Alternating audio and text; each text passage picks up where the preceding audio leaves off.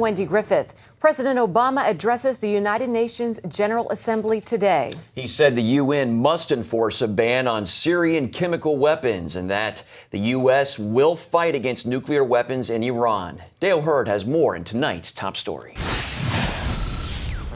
After some missteps on Middle East policy in Syria and Egypt, President Obama told the United Nations today that the U.S. is not backing down from its opposition to Iran's nuclear program. The United States of America is prepared to use all elements of our power, including military force, to secure our core interests in the region. It was rumored that Obama might meet today with Iran's newly elected president, Hassan Rouhani. I do believe that if we can resolve the issue of Iran's nuclear program, that can serve as a major step down a long road towards a different relationship. It would be the first meeting of the nation's leaders since the Iran hostage crisis in 1979. Diplomacy is good, but only if it brings about results. Israeli Prime Minister Benjamin Netanyahu will also address the UN, and he's warning the world of an Iranian honey trap, a conciliatory-sounding approach from Iran's new leader that disguises the Islamic Republic's real intent to keep building a nuclear weapons program. The president today also addressed Syria, urging the UN Security Council to mandate consequences if Syria doesn't cooperate with a plan to hand over its chemical weapons. If we cannot agree even on this, then it will show that the United Nations is incapable of enforcing the most basic of international laws. Dale Hurd, CBN News. Thanks, Dale. And our senior international correspondent, George Thomas, has spent time in Iran and joins us now for more. Thank you for being here, George. Welcome.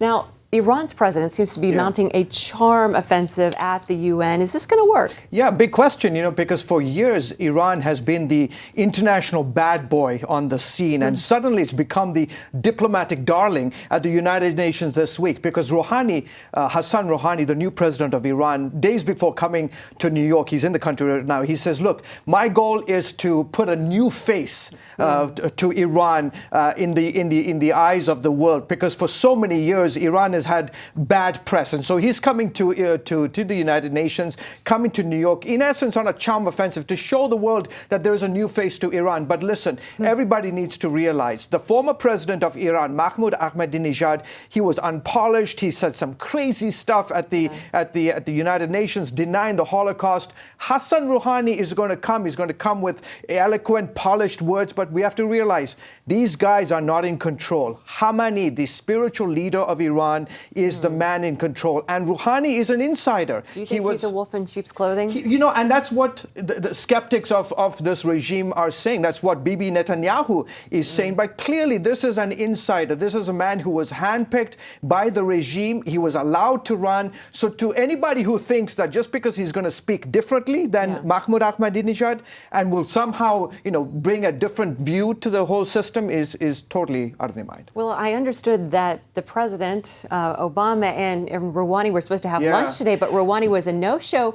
That's not very charming. No, but that was the buzz. The media and the White House was talking about a potential handshake. Look, if he had walked into the room during this luncheon and Obama moved over and reached out his hand, obviously would have been huge, because not since 1979 has the United States had diplomatic relations with Iran. So for Rouhani and the president of the United States to have this, engage in this handshake would have been critical. But look, handshake or no handshake, Iran has to show that it is willing to stop, to curtail, or to roll back its growing ambitions for a nuclear weapon. Until that happens, all this theatrics, look, the United Nations this week, all this is just theatrics. It's about speeches. Nobody cares about the speeches.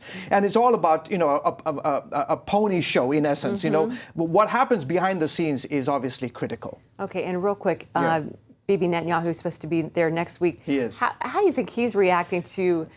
he's the guy who's got to really deal with Iran, and he's got the world's now embracing this new guy. Yeah, and he is set to talk, as you mentioned, next week. This is what he said. He said, Iran thinks soothing words and token actions will enable it to continue on its path to the bomb like North Korea before it. Iran will continue to work to have sanctions removed in return for cosmetic concessions while it continues to preserve its ability to quickly build a nuclear bomb. Israel is saying, listen, don't get bought into all of these theatrics. This is not going to happen. George, fascinating stuff. Thanks so much for being with us.